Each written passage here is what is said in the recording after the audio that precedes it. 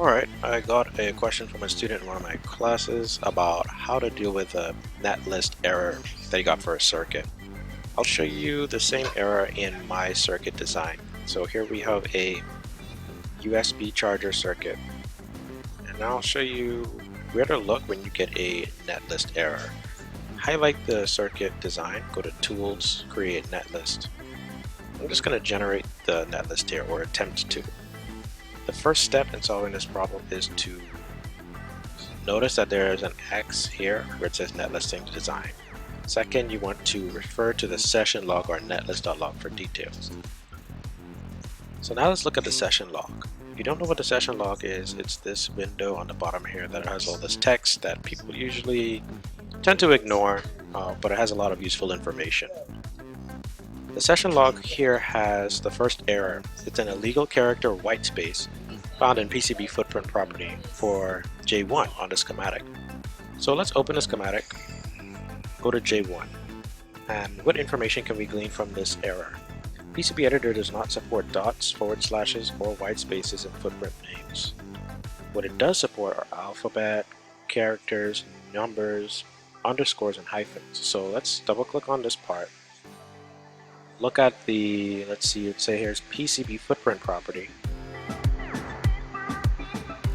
And then, here we have a white space. Close up this white space and replace it with an underscore. Now go back to your project tab, make sure to save your project. And then when you choose to create the netlist again, let's see what happens. You get a check mark for netlisting the design. Now you'll still get an X, like updating the board and all that stuff, and for any warnings that you may run into or new errors, you would check the session log again, fix the errors or warnings, and then repeat the process each time until you get no errors and no warnings. So click OK, and you will be able to open up your schematic to PCB, and then you can place your components manually, the C1 and all that.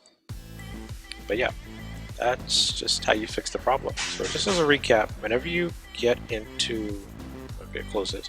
Whenever you get a problem where you cannot create the netlist for your schematic to take it from schematic to PCB, check the session log at the bottom, scroll up and down to see what information you can get, especially with the words warning or error right along here. So warning.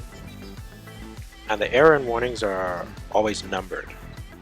That allows you to figure out what the problem is. The software will give you some information on how to fix it, and then you put two and two together, fix the problem, rerun your netlist again, and just keep doing that until hopefully you get a completed netlist from schematic to PCB. Alright, that's all I've got for this solution video. If you have any questions, leave them in the comment section below. Really hope that helps, and thanks for watching.